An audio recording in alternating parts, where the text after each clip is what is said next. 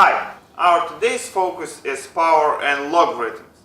Power is usually referred to as repeated multiplication, whereas the same number multiplied over and over again.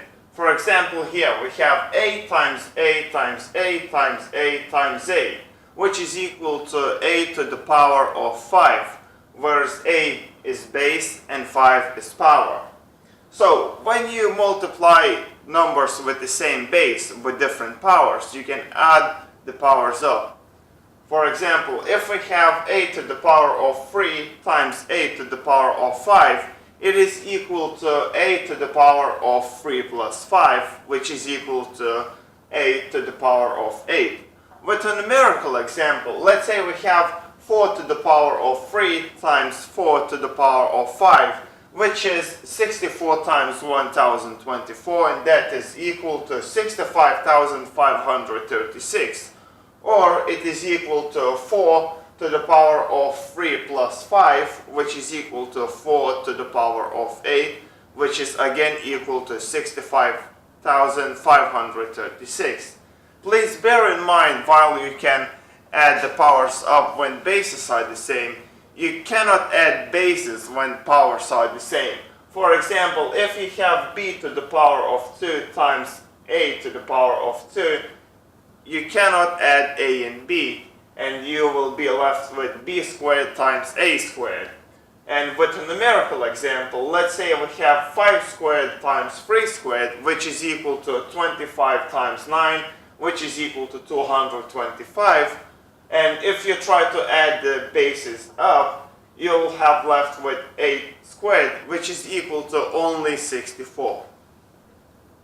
With division, when you divide numbers with the same bases but different powers, you can subtract the powers from each other. For example, if we have a to the power of 5 divided by a to the power of 3, it is equal to a to the power of 5 minus 3, which is equal to a squared.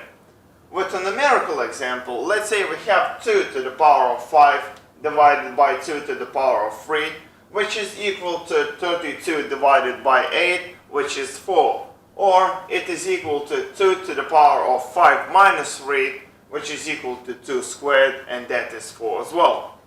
That brings us to the point that when we have negative powers, we can rewrite them as positive powers by writing down the reciprocal number. Wait, what? Here's the example. If we have a to the power of minus 3, it is equal to 1 divided by a to the power of 3. Or other way around, if we have a to the power of 3, we can write it as 1 divided by a to the power of minus 3. Another key thing to note about powers is that you can multiply powers when you have repeated exponentiation. That is, when you have repeated multiplication of numbers that already have powers. For example, here, if we have a squared times a squared times a squared times a squared times a squared, that is equal to a squared to the power of 5. But instead of adding powers up, we multiply them, and we have a to the power of 2 times 5, which is equal to a to the power of 10. And that can be easily explained as a squared is a times a. So we expand the initial equation, and we have a times a, basically 10 a's, and yet we are left with a to the power of 10. And yes, here was 10 and not 2. Now we will shift our focus to logarithms. Scary stuff, but worry not. We will focus only to simple logarithms and their basic use. So the very basic example would be, if we have equation 10 squared equal to 100, it can be written as logarithm form as logarithm of 100 with the base 10 is equal to 2. Or with a general example, if we have b to the power of n is equal to m, it is written in logarithmic form as logarithm of m with the base b equal to n. Very important thing to note about logarithms is that when you have power inside the logarithm, you can bring the power outside the logarithm. As for example here, if we have logarithm of 10 to the power of 5 with the base b, we can rewrite it as 5 times logarithm of 10 with base b. And that becomes very handy when you have problems such as here, where you need to find out how many times you need to power up 2 to get 7. So we have 2 to the power of x equal to 7.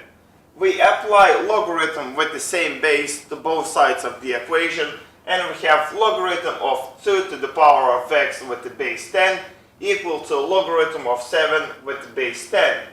We bring out the x from the logarithm, and we have x times logarithm of 2 with the base 10 equal to logarithm of 7 with the base 10.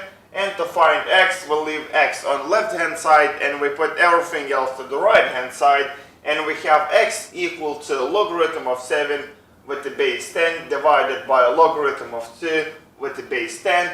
And if you put that into a calculator, you'll get an answer of approximately 2.81, which means that you need to power up 2 by approximately 2.81 to get 7.